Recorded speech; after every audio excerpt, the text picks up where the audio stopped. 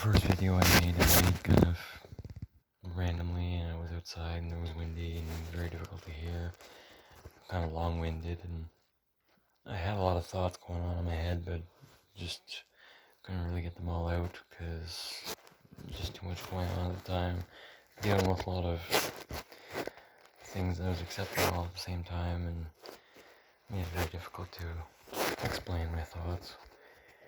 I kind of want to redo a bit of it and do it in a faster time. So I'll start with just some beginning thoughts. So I've been an addict since I was 17. I'm 32 now.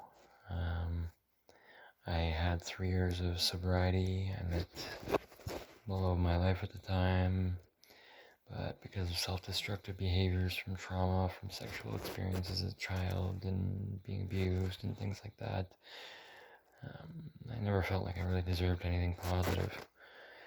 Subconsciously, of course. It's not something that I actually choose to destroy. Things that are good in my life, it just subconsciously happens.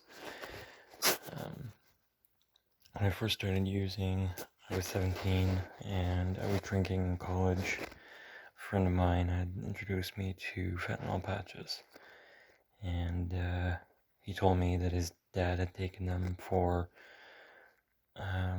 pain, and that they were prescribed, and it was just something that really helped. And I took it thinking, it can't be that bad, it's prescribed. I'm blind for 5 minutes, and I liked it so much that I used it that day, the next day, and every day for the next 15 years after that. Unfortunately, that positive experience you get from it is very soon after destroyed by the negative experience you get from withdrawals.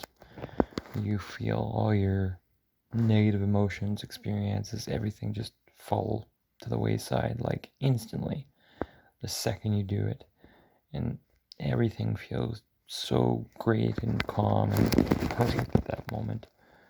But then not even 1 day later, you're in so much agony and pain and misery, and you just want everything to end. You're suicidal, you just can't handle it anymore.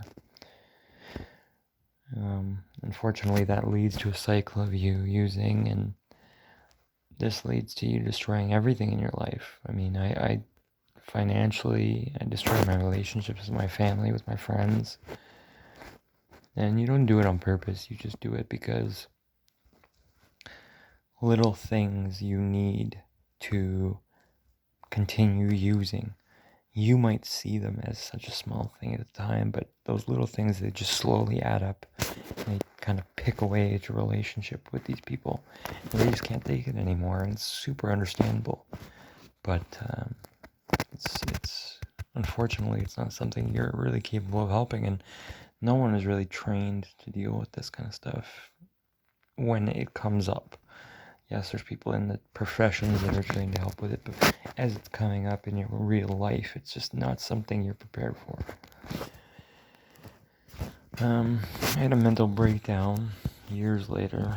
I lost 120 pounds in 2 months. My family stopped talking to me.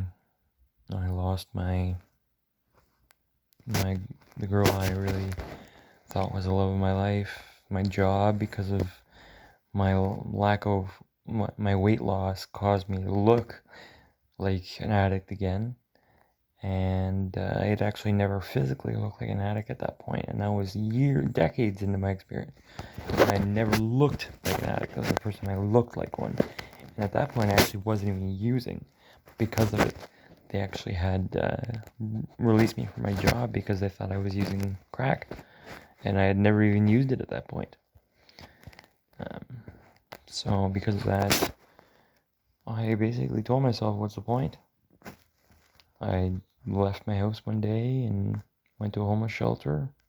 Spent the next 2 years living in a homeless shelter. That's when I actually started using crack, because society saw me that way. There was no piece of me that said, well, what's the point? People already think that, so what difference does it make? And it didn't matter how much I didn't do it, or Didn't matter how good of a person I was. It really did not. I could walk into a store with thousands of dollars in cash in my pocket, and people would try to call security to get me kicked out because I thought I was going to steal because of the way I looked. It didn't matter. Anything at all did not matter. It was already pre-decided for me. And people say, well, you get sober, get sober. The thing is, when you're in the headspace that you're in, at least after being half my life in the position that I'm in, and now my health deteriorating, my physical form deteriorating, I really don't know what there is out there for me anymore. Physically, my physical appearance is not really going to change much. Going positive, I spent 6 months in the hospital and I wasn't using it all, and I look a certain way now. It just is what it is. And everyone who's been close to me and cared about me is gone or won't change their thoughts on me, because and that's the reason I say they won't, is because I've been sober for 3 years and that didn't change. It didn't. And what is there? 10, 15 years till I change? What reason do I have to want to wait 10, 15 years of sobriety for them to change their mind? Those people aren't really there for me. So, I don't know. I really wish that there was more that there was for me in life and society, but I really don't think there is. It's unfortunate, and I think it's just the way that my life is going to be. And now I'm at the point where I don't know if I want to continue.